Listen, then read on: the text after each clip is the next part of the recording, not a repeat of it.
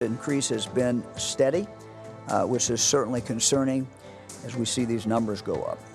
Breaking news. More counties added to the state's mask mandate list. 2 of them are right here in Northeast Ohio. Plus, some of the counties are now at risk of going back into the stay-at-home order. Plus, masks versus face shields. Which one gives you more protection? Lots and lots of issues make this probably the most stressful back-to-school time, clearly, that I can ever remember in my 30-year career as an educator. Back to school concerns. Ohio teachers unions talk about the uncertain school year. A Wonder Years reboot. This time, the show will highlight a Black family. We have all the details. New summer side dishes. A simple way to add some summer flavor to your meals. What's new starts right now. And now, live from WKYC Studios, this is What's New. Happy Friday Eve, everybody. It is Thursday, it is 5 o'clock, and we are here to tell you what is new. And there is a lot that is new today, not only in the news, but also on the co-hosting side of things. Jay is off still, so Mike Polk is joining us from home. Hi, Mike. Hi, thanks for having me. You betcha. All right, we'll get to talk to you in just a couple of minutes, but we do have some breaking news to get to. First and foremost, there are now 12 Ohio counties in the red zone. That's a 3 out of 4 on the state's new risk alert system. Both Lorain and Summit counties are now in the red, that level 3 at COVID-19 risk. As for Cuyahoga County, an asterisk was added. That means we're now close to entering level 4. Level 4, that's the purple one, means that you can only leave home for essentials. Now, this is more than 1,100 new cases were reported within the last 24 hours. That pushes the state's total number of cases over 61,000. It is fewer than yesterday, but it is still plenty above the 21-day average of 846. Our Laura Queso watched today's press briefing. Laura, what is next for people who live in these 12 counties? Well, Betsy, as you mentioned, Summit and Lorain counties join Cuyahoga and Trumbull counties in that mask mandate. So that means you do have to wear a mask in any public place, whether you're indoors or out. So it's not just stores and restaurants. This includes all public places. That mask mandate goes into effect tomorrow at 6 p.m. Meanwhile, Huron County has been downgraded from level 3 to 2, which is orange. So that means people in that county do not need to wear a mask anymore, although it is recommended. Governor DeWine said Huron County's downgrade barely happened, so it's really something to keep an eye on. Cuyahoga and Trumbull counties both remain at level 3, meaning masks in both counties remain mandated. However, Cuyahoga County residents, listen up, because the county has been marked, as Betsy was saying, as approaching level 4 or purple, the highest level on the state scale. What does that mean? It means severe exposure and spread of the coronavirus. Now, if we get to purple, let's hope we don't, but if we do, under the state's order, you should only leave home for supplies and services. Cuyahoga County had 999 cases reported, the largest number of COVID weekly cases reported since the beginning of the pandemic. From June 16th until June 28th, the average new cases per day more than doubled from 66 to 151.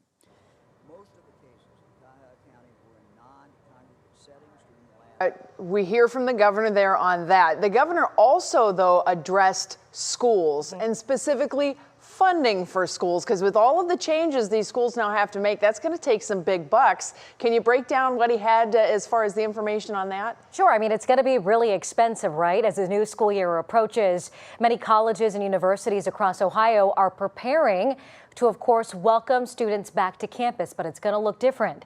And so the governor announced state guidance. Each campus will be required to follow minimal operations standards to prevent the spread. He's asking every campus to develop policies and procedures for COVID-19 testing. So that means testing on campus. Symptomatic testing will take priority over asymptomatic testing. The guidelines also include isolation of symptomatic students, faculty, and staff. He mentioned schools leaving a dorm or a living facility empty so that symptomatic people can isolate there. Now, you mentioned it, partially due to the costs associated with increased testing. The governor has a request. To start that, we're requesting that the controlling board that's scheduled to meet, I believe, on Monday, approve our initial request on Monday to allocate $200 million for higher education and $100 million for K through 12 from the Coronavirus Relief Fund to help meet these increasing costs. So you might not know, but Ohio is home to 167 colleges and universities. The governor says higher education drives our economy, and it's important that students get back to class. But of course, the main priority here is safety.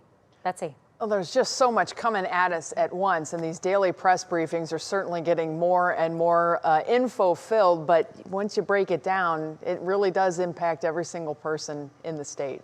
You got to pay attention. All right, Laura, thank you very much. Well, now on your feed at 5, we're talking about schools, and parents of kids in grades K through 12 are also struggling with questions about in-person learning this fall. We know that all levels of government are encouraging in-person learning, but we want to know, do you feel comfortable sending your kids back to school? You can weigh in, WKYC.com/vote now. I've seen a lot of discussion on this on social media sites. But while you vote, Tiffany Tarpley is going to join us to explain how school leaders are feeling about this. A lot of different voices kind of melding together on this now, Tiffany. Definitely, Betsy. You know, as school districts work to finalize their plans, teachers are a key resource for them. They will have new burdens this fall on top of educating our children. So with the start of the school year just weeks away for some districts, there are concerns about how to move forward and, of course, do so safely during this pandemic. There are more and more conversations happening, and the goal is to protect students and staff members. Some of the concerns for teachers include conflicting messages from the federal government and health officials, as well as a lack of clear mandates from the state. Needs to be based on science, needs to be based on data, and also needs to be very clear, because school superintendents and school boards are not public health experts. So we have to depend on the public health experts to be very clear in terms of what's necessary to keep everybody safe. Almost feels like they want the schools to be babysitters. And that's not what we're there for. We're to keep them safe and to teach them. And so the president of the Lorain Education Association, who you just saw at the end there, says parents should voice their concerns to school districts. Do not assume that they know what you, the parent, are thinking. Now, on a more positive note, Betsy, because I did have to ask this, is there something positive that has come out of all of this? Leaders say this pandemic has created a level of appreciation for the work that teachers and educators do in the classroom. Yeah, there's a lot of parents that got a very rude awakening as to what it takes to get your kids to understand Common Core math or grammar or punctuation or any of that stuff. It is a tough job, so mega props to the teachers, and hang in there, parents, because we'll hopefully get this figured out pretty soon. Thanks so much, Tiffany, for following up on that. Well, let's check in on our question of the day. It looks like most of you are saying you are not comfortable sending your kids back to school. You can still vote, WKYC.com/vote now, on if you feel safe sending your kids back to school. Now, I know we just gave you a lot of information, and there's going to be more coming, but we have it all updated continuously on our website. If you want a direct link, you don't have to wade through the website. We're going to send it right to your phone. You text us the word facts, and you send it to 216-344-3300. Again, 216-344-3300. That is a text. We will send you a link directly to your phone for our special coverage on the website. Okay, well, let's turn the topic, shall we? It is hot outside, you know. It's the other thing everybody is talking about, certainly. We've been telling you about this heat all week. We have a heat advisory that is in play right now. Matt, it feels like an oven as soon as you step outside. And we did see some of those heat indices peaking at 100 degrees this afternoon. Yeah, Betsy, we absolutely did. Not everyone saw 100, others saw 99, but does it really matter? Because you open that door, boy, does it hit you in the face. And obviously, a lot of people have to work outside in this. Construction workers, roofers, contractors, all that. So hopefully they are staying hydrated because this is rough. And it continues to be rough here this evening. I'm going to skip the temps, skip the dew points. We're going right towards the feels like temperatures. Feels like 100 Sandusky right now. Akron, Canton, down the I-77 corridor. That's been one of our hottest areas with heat indices over 100 as well. A couple cooler spots on there in the 80s. That's because we have more pop-up thunderstorms. But we have a heat advisory that goes through this evening. Temperatures will start to relax, much like the last couple nights, after about the 9 or 10 o'clock hour, but still no relief. Notice this while you're sleeping tonight. Still feeling like the 70s and low 80s outside. I mentioned a couple pop-up storms. Nothing major today. Areas of Trumbull County, Erie, Huron County getting in on those. Even saw some small hail near Stowe and the Akron area earlier today. But look off towards the west. Severe thunderstorms, areas of Iowa, Wisconsin, and Illinois. That's Friday's forecast. We'll timeline those. We'll talk about the delay of the heat and how this is finally going to taper down a little bit. And we'll time all that out coming up in the forecast. But meanwhile, we'll send it to someone who has not one, but two air conditioners running his chateau. Mike, we'll send it over to you. That's true. Thanks, Matt. I have 4 different window units. Thank you for noticing. I'm doing very well in life. Now, let's check in with Laura Queso, who's here with more headlines. Laura, how's it going? It's going well. You are doing very well in life, Mike. But let's get to your headlines first. Another ruling from the Supreme Court today. This one concerning President Trump's tax records. The court ruled the Manhattan District Attorney can see the tax records, but for now, Congress can't. The court rejected arguments by the president's lawyers and the Justice Department that he's immune from investigation while in office. After the decision, President Trump called this political prosecution in a series of tweets. Kent police are looking for this girl. Take a good look. That 17-year-old Megan Dye, who did not return to her Brimfield home last night. Megan's vehicle was found at Tannery Park on Stowe Street in Kent. Her purse and her phone were inside. She was last seen wearing blue shorts and a black T-shirt with Elvis on the front. If you know anything or if you saw anything, please call Kent Police. A lot of people are waiting for this. Yes, Cedar Point is back open. The park is open from 11 to 8 every day with season pass holders, the first to be allowed back in. Masks must be worn even on those rides, and also reservations are needed to visit the park. Mike Polk, are you a big fan of roller coasters? As a matter of fact, I am. I probably won't be going there anytime soon between the heat and the pandemic and all, but I look forward to getting back on those bad boys. All right, how about good you? to know. No. But I want to go. No, all right. Yeah, wow, we summed that up. That's it. I learn a little bit more about you. I learn a little bit more about you every day. Thanks, Laura. The LeBron James Foundation is teaming up right now with an Akron event center to give its kids a space to play and learn. The top floor of the Tangiers parking garage, this is kind of cool, is being converted into a multi-use sports complex and community space. Grants from Dick's Sporting Goods and Smuckers will help build the complex. Tangiers Ballroom will also host Foundations monthly for its monthly town hall events. We've been here 65 years. Now to get a partnership with this LeBron James organization is phenomenal for us.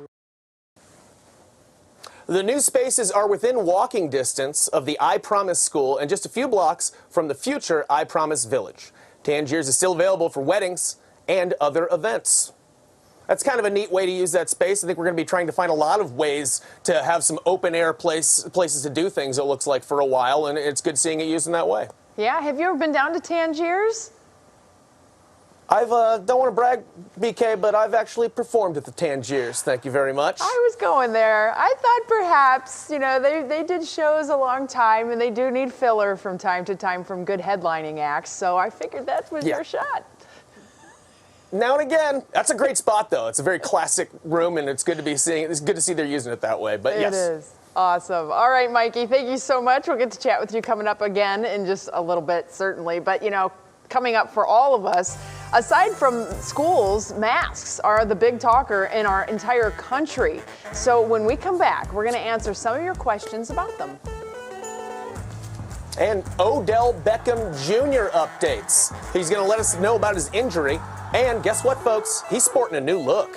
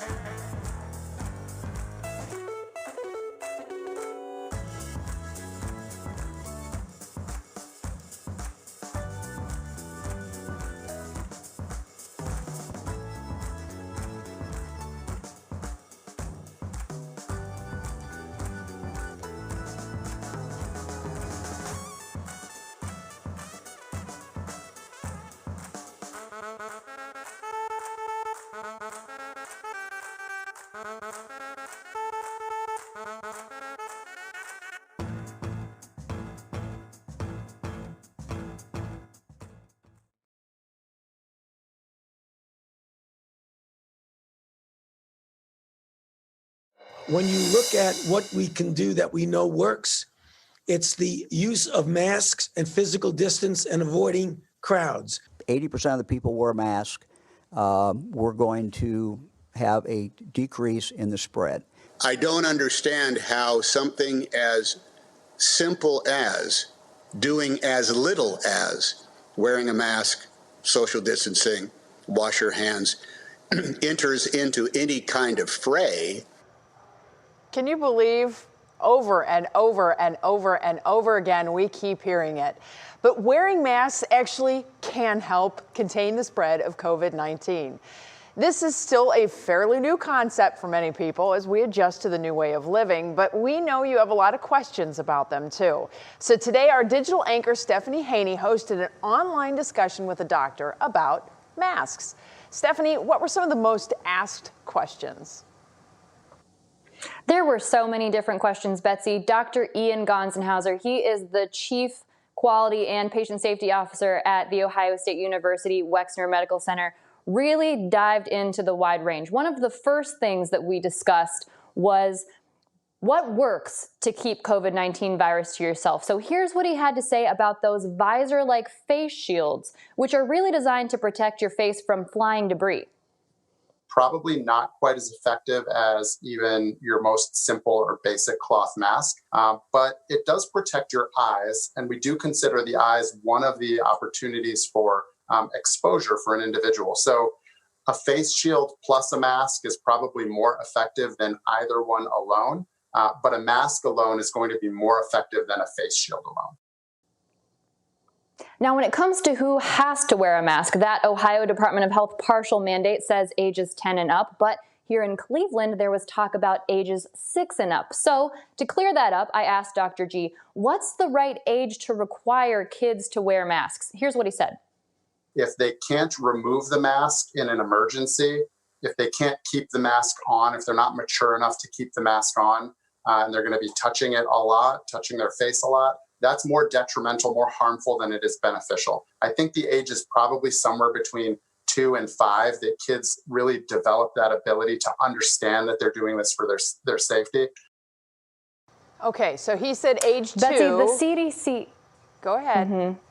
Go ahead. He did. He said between ages 2 and 5. Now, the CDC says age 2, but Dr. G did give more leeway there. And we talked about a lot of other things, from how often to wash your mask to the controversial issue of whether we should have a statewide mandate, which he gave his professional medical opinion on, Betsy. And that full conversation is up on WKYC.com and on our WKYC app. Well, you know, I told my daughter this morning, I don't like to scrub the toilets, but I do it because it protects my family. I don't like to do the dishes, but I do it because it protects people. Just put the mask on. It's not that hard. We all get to play a part. That's exactly what he said. All right. Yep. Thanks, Stephanie. Do appreciate it. All right. And one thing that does make it difficult, though, I'll get it. I don't like to wear the mask. I'm going to be completely honest. They're very uncomfortable, especially when you're outside, when it's feeling like it's 100 degrees and you feel like you're standing in a soup can. It's sweaty and gross. But if you just stay away from people, you can take that mask off. So there you go. Stay away from people. That's all. Ta-da. I can hear that scolding tone that you used with your children when you were telling them that mask stuff, too. I heard it in my ear when you mentioned it. And now, Matt, you are here with the weather, and I got to pick the weather word today. I couldn't be more excited about this. I went easy on you. I could have done like xylophone or something, but I went with majestic. And I'll just use it in a sentence real quick. My upper body has been described as majestic. Good luck. Yes, yeah. I think I'm the one that described it that way, Mike. You're a man's man, but I remember. We have to call it out when we see it, for sure. All right, majestic. We'll work that in for sure. The heat is definitely not majestic, so we won't use it there because it continues to be hot. These are the latest numbers in terms of what it feels like outside. Still 100 in Sandusky, 98 in Mansfield, 99 in Akron. It's hot all across Northeast Ohio. You don't need me to tell you that. And you don't need the heat advisory to tell you that either. This will expire later on tonight, but we're still in for a kind of humid, thick night compared to what we've had over the last few nights. It's going to be pretty similar. And then tomorrow's going to be hot as well. We're not going to relieve this heat until really Saturday, Sunday. A couple pops on the radar here as expected this afternoon. Not much going on near New London. A couple lightning strikes with that and some heavier downpours. Sandusky had a decent storm earlier today, and this one near Hubbard entering areas of Trumbull County is since fading. But the bigger picture, we've got a lot going on the weather map. A brand new, as of the last 10 minutes, tropical storm off the east coast of Carolina. That will head into areas of New York and New Jersey. Does 2020 get any better, folks? That will bring lots of heavy rain. And what tropical systems tend to do is put a pause on the weather systems off towards the west. So all of our eyes go towards this cluster of storms. This is what's expected to swing in here tomorrow with shower and thunderstorm chances.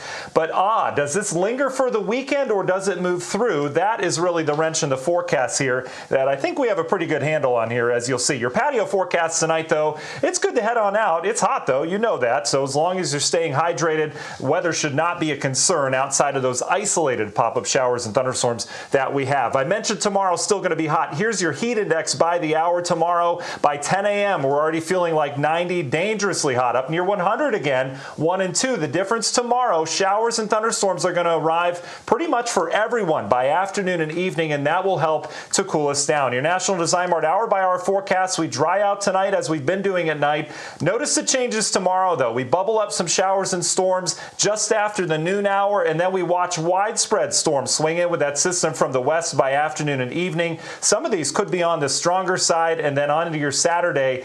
As of right now, some of the models indicating Saturday is going to be pretty good around here. We'll keep an eye on that. We're going to still keep some showers and thunderstorms in the forecast, but the newest drought monitor's out, and yeah, we are dry across Ohio. Universal Windows Direct 7-day forecast. We're back into the 80s this weekend. Again, Saturday we may miss out on some of the rain. Sunday, more rain in the forecast as another system swings in, and then next week it's back to the heat. Betsy and Mike.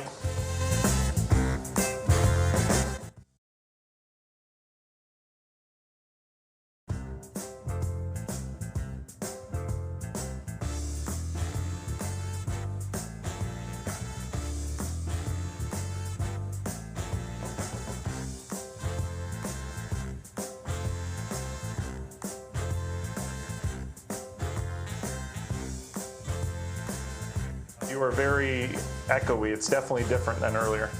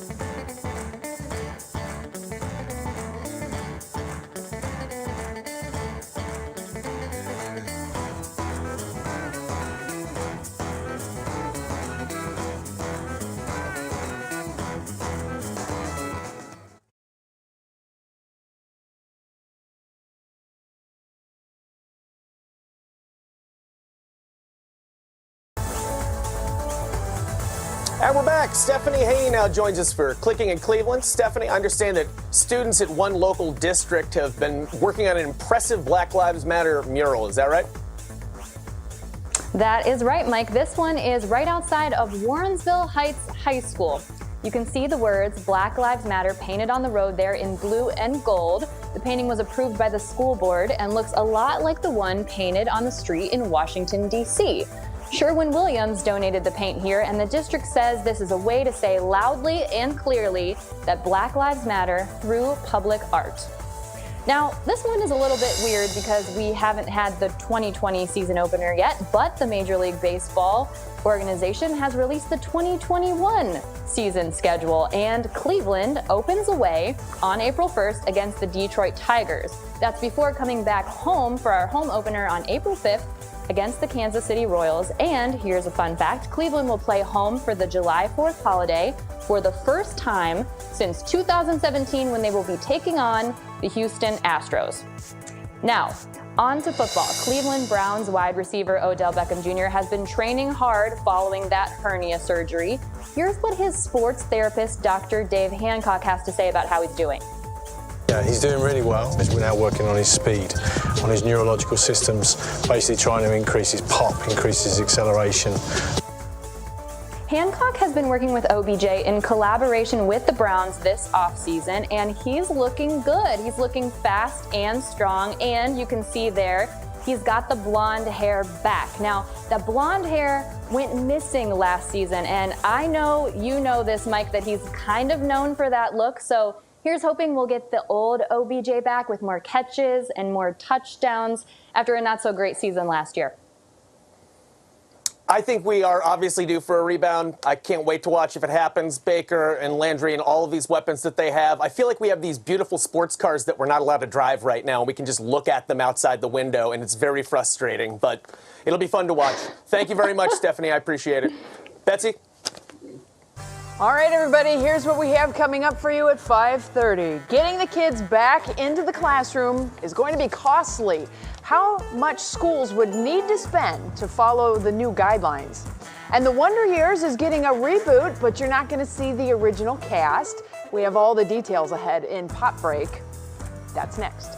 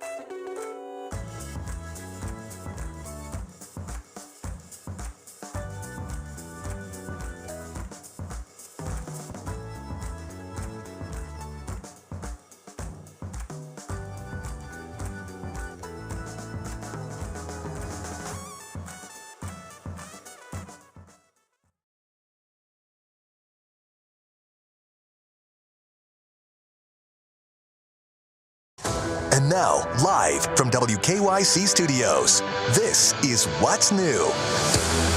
Hi, everybody. Welcome back to What's New. It is 5:30 on Thursday. We call that Friday Eve around these parts. I'm Betsy Kling. Mike Polk is in for Jay today. And Mike, as you know, we love to start this half hour with our Tell Me Something Good segment. So do you have something good to tell us? I sure as heck do, Betsy. One young girl today had her wish come true. 5-year-old Cece Kamichik is battling leukemia. But today she didn't have to think about treatments. Today she got to live out her dream of becoming an artist. Special Wish Cleveland teamed up with Fairmount Center for the Arts. Cece got to draw, paint, and make ceramics all day. Then she will showcase all of her work in her very own art show.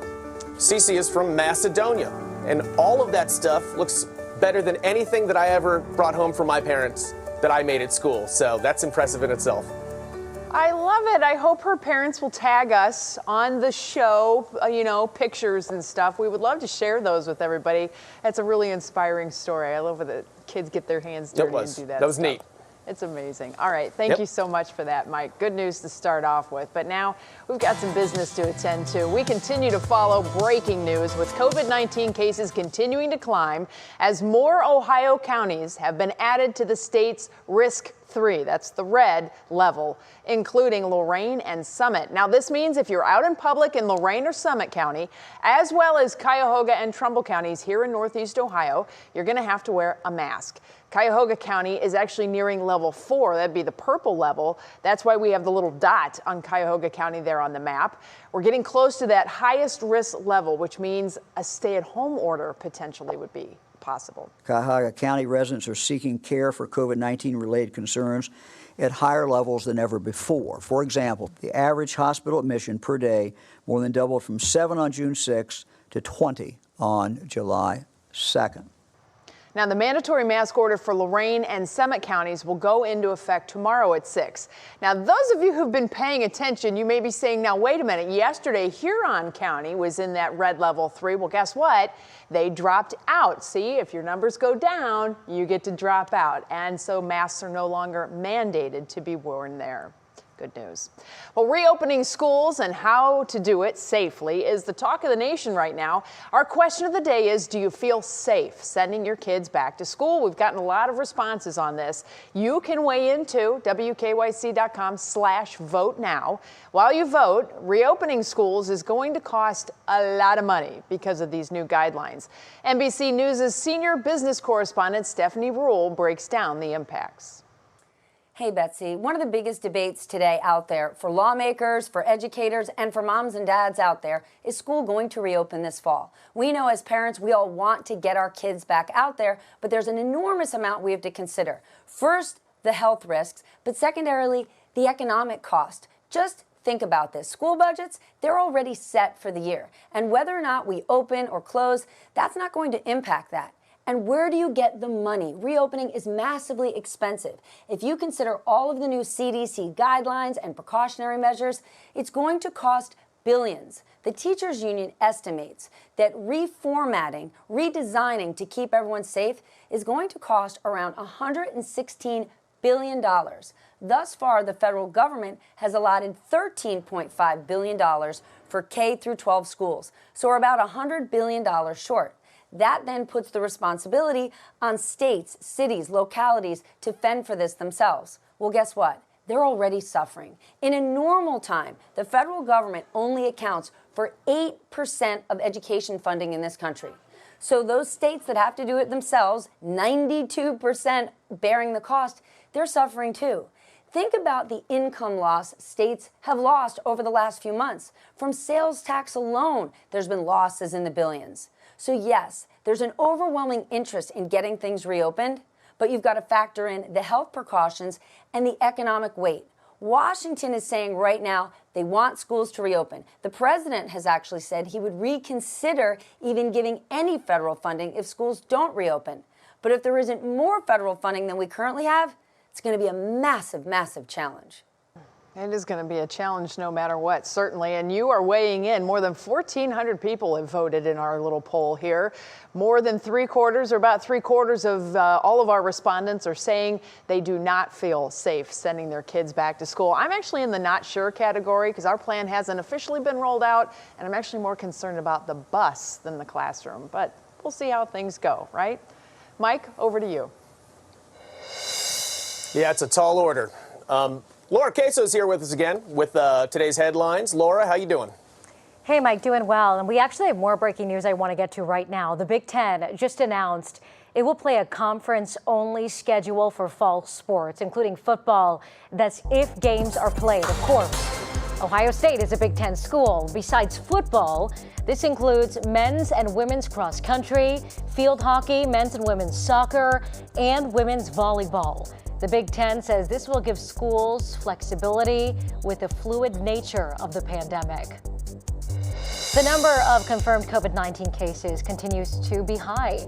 Today, there were 1,150 cases reported, well over the 21-day average of 867 cases. Currently, across the state, 905 people are hospitalized with coronavirus, 15 more from yesterday. Well, the search continues for former Glee star Naya Rivera at a Southern California lake. The actress is missing, and it's believed she drowned. She rented a boat yesterday with her 4-year-old son. Another boater found the boat with her son sleeping inside, but Rivera is still missing. Take a look at all this tall water. It's left behind was when a water main broke early today on Pearl Road in Parma Heights. Pearl Road is shut down between Old York and Ackley Roads while crews work to repair the damage. There is no boil alert in the area. Mike. Thanks, Laura. Looks like good kayaking on the south side of Cleveland tonight. I guess. Yeah. Get down there. That's all right. something. Oh, you guys. All right. Well, coming up at 5, we are ditching the boring side dishes, everybody. We're going to kick up some new summer recipes and add a little flavor to your dinner. And Matt, how is that weather looking? Oh, hey there, Mike. Just putting the finishing touches on Emmy's air conditioner because it's sultry outside. Yes, sultry. When does this sultry air last? We'll talk about that. And we've got pretty decent storm chances in the forecast. We'll detail that coming up. And it is pop quiz time, folks. The Wimbledon tournament started today in 1877. But where did the sport of tennis originate? A, England, B, France, or C, Italy? The answer is on the other side of the break.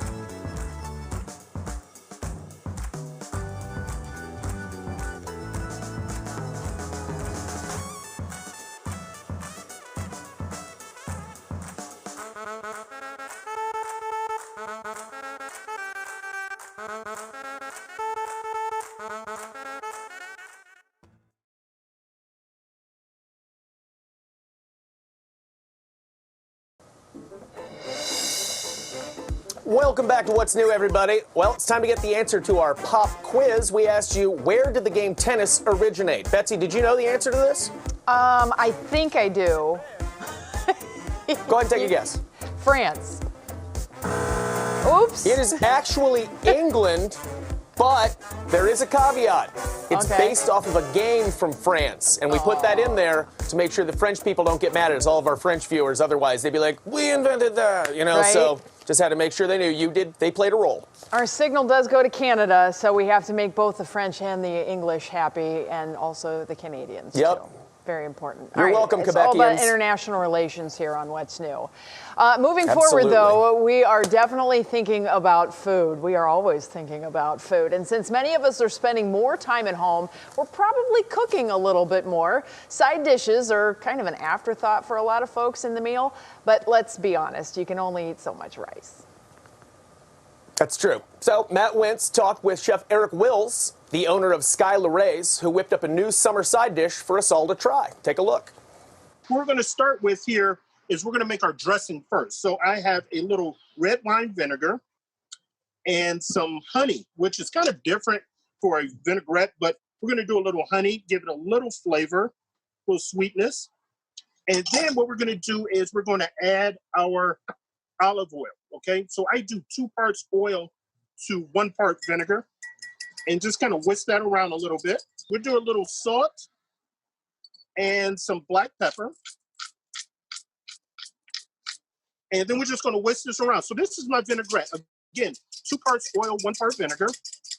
And then from there, we're just going to kind of build our pasta salad. So I have my orzo that I cooked off. Usually takes about 9 to 10 minutes to make it al dente or to the tooth or to the bite. And what I like to do is add some cherry tomatoes, colorful cherry tomatoes that I actually diced up and quartered here. Then we're going to add some English cucumbers. Really nice. I love the snap and the bite of English cucumbers. Then from there, we're going to add some feta cheese, okay? And then we're going to toss that around. And then as you mentioned here, we're going to go ahead and add our mint. So we have this fresh mint here, and it just comes out really beautiful. And just kind of toss it around. Now, the great thing about this salad is you can eat this as a side dish, or you can actually eat this as just a little side by itself, you know, a little snack if you want to eat in an early afternoon and you don't want a heavy snack. You can actually eat this and it'd be really good. Chef, real quick, would you recommend this over the cookies I've been snacking on during the day every day? Yeah, I would say this is a little better than the cookies. Okay. Just a little better. Yeah, this Corona 15 has gotten to me. And 15, you're lucky. So we just want to just plate it up, make it look really beautiful.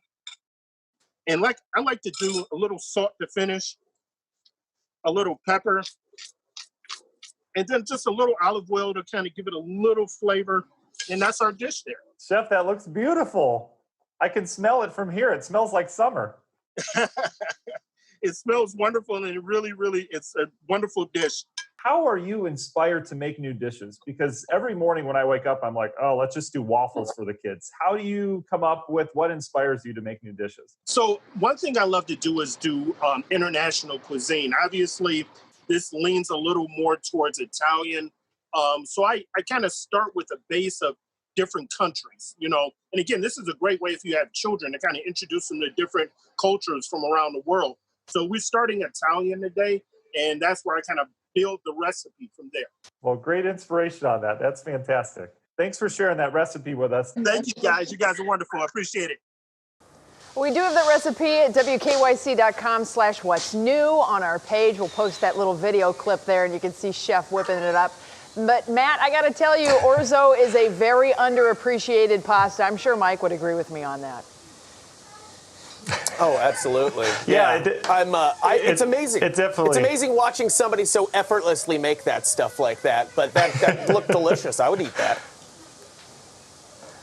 Yeah, I would too. I'm telling you, it looked really good, and it seems easy enough that, you know, Mike, you and I can do it. Betsy, I'm sure you could do it in your sleep. But, you know, I was inspired by him today. We're actually going to go around the world for dinner tonight. We're going to go with the Italian theme, and we're actually going to do pizzas.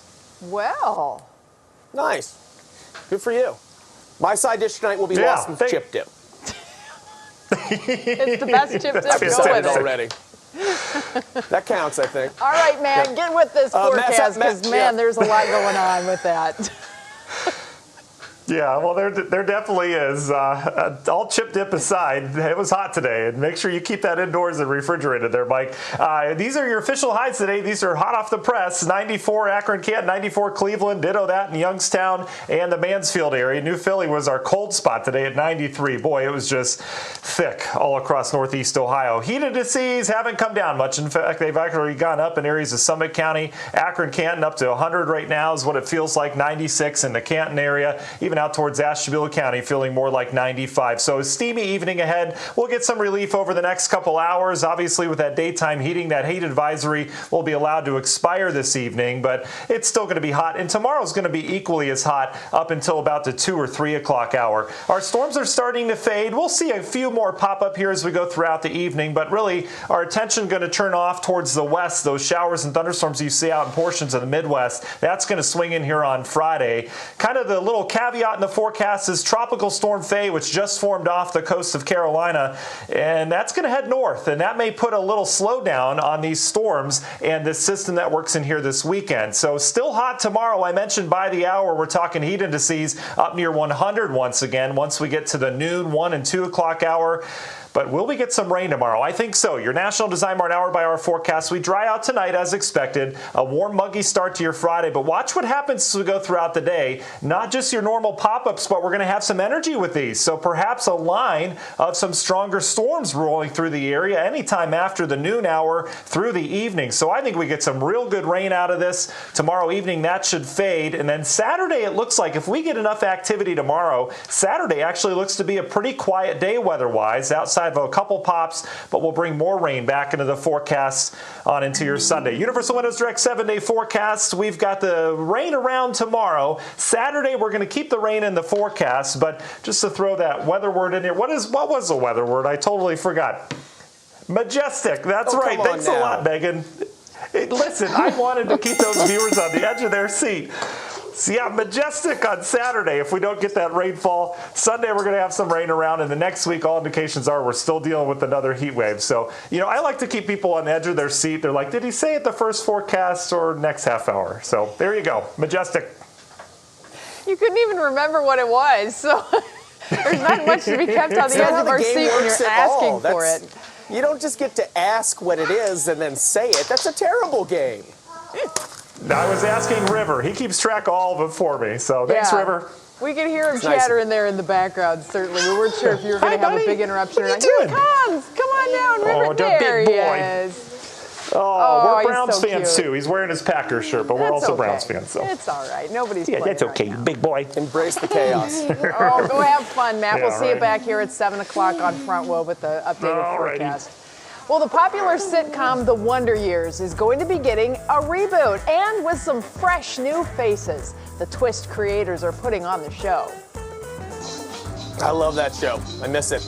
And a lip-syncing seal. That's right. Watch a seal perform the song Crazy. If that doesn't make you stay tuned, folks, I don't even know who you are anymore. Please stay tuned.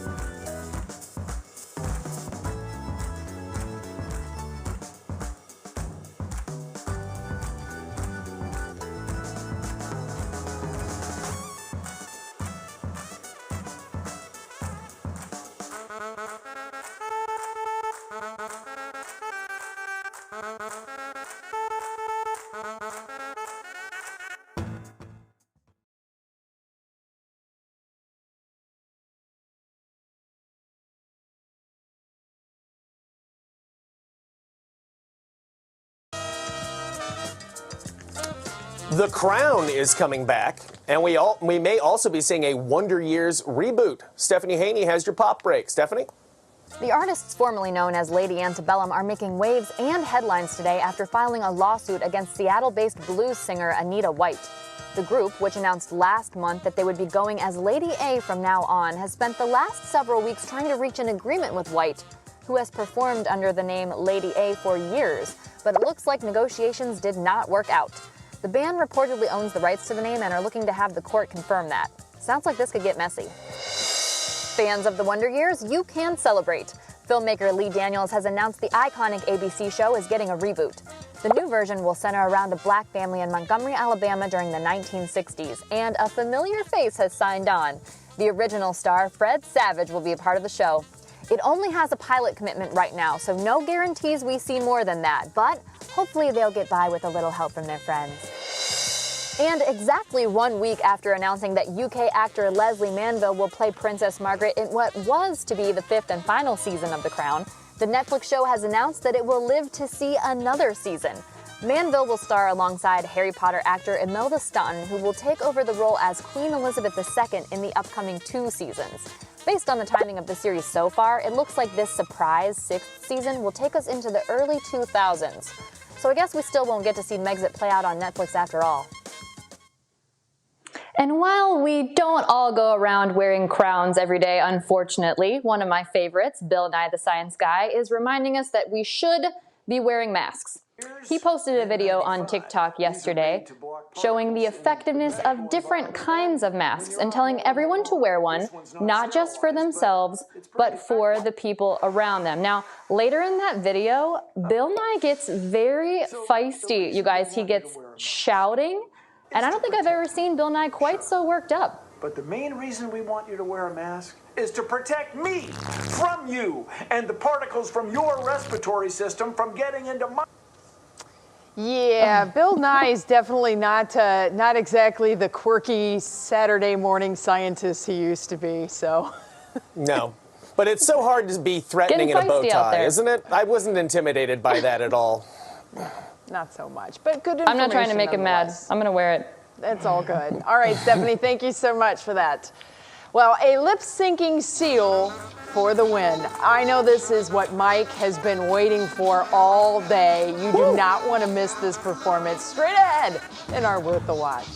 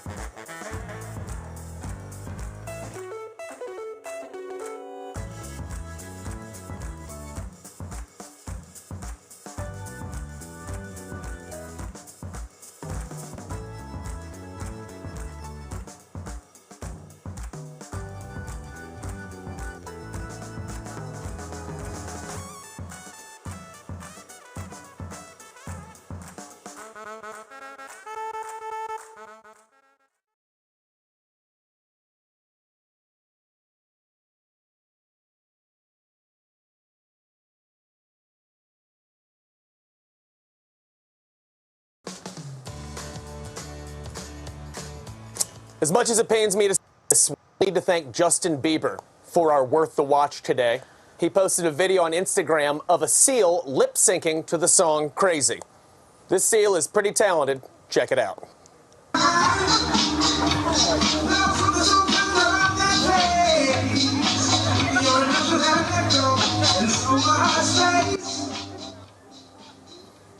Betsy, he captioned the video, Seal O'Green. Get it? I do. Pretty good Bieber pun right there. It is. Yeah. I think this is fantastic. I could watch this all day long. I don't feel like the song is relevant. He could be singing anything. He could be singing Elton John songs. I think he would pretty much still look like a seal mouthing a song, right? Is the song?